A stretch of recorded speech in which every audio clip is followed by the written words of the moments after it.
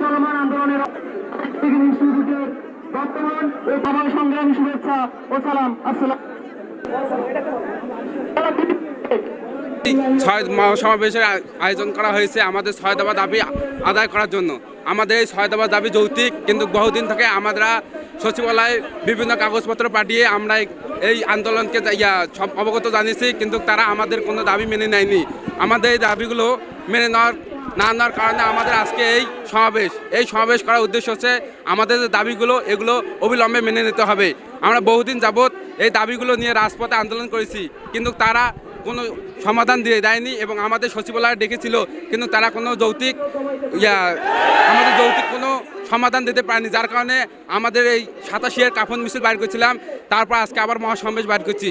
এই সমাবেশের পরেও যদি তারা আমাদের দাবিগুলো মেনে না নেয়, তাহলে আমরা এর থেকে আরও কঠোর আন্দোলনে এগিয়ে যাব এবং আমাদের দাবি আদায় না হওয়া পর্যন্ত আমরা রাজপথ ছাড়বো না।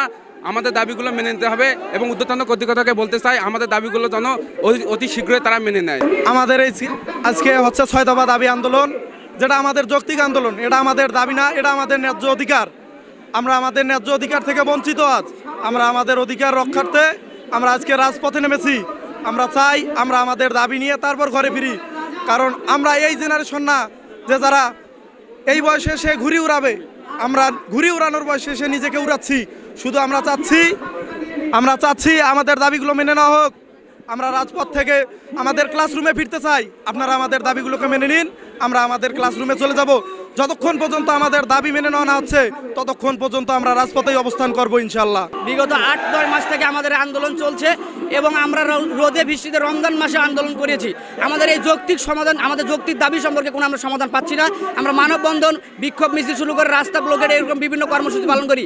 অ্যাট লাস্ট আমাদের এমন কাফন পরে আমরা আন্দোলন করি, তারপরে সরকার পক্ষ থেকে আমরা কোনো আশ্বাস পাচ্ছি না, আমাদের দাবি সম্পর্কে কোনো বাস্তবায়নের কোনো নির্দেশনা পাচ্ছি না।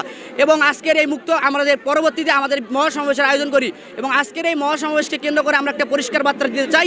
আজকের এই আমাদের মহাসমাবেশ থেকে কেন্দ্র করে পরবর্তীতে আমরা এর থেকে আমরা কঠোর কর্মসূচি পালন করবো ইনশাল্লাহ।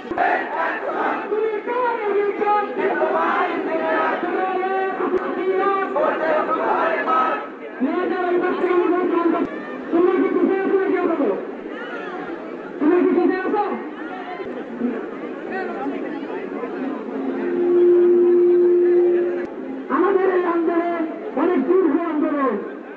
আমরা চাই আমাদের দেশ উন্নয়ন দেশ, এই দেশকে আরো উন্নত করতে প্রয়োজনীয় আমাদের দেশকে উন্নয়ন আমরা জানি বর্তমান এই দেশকে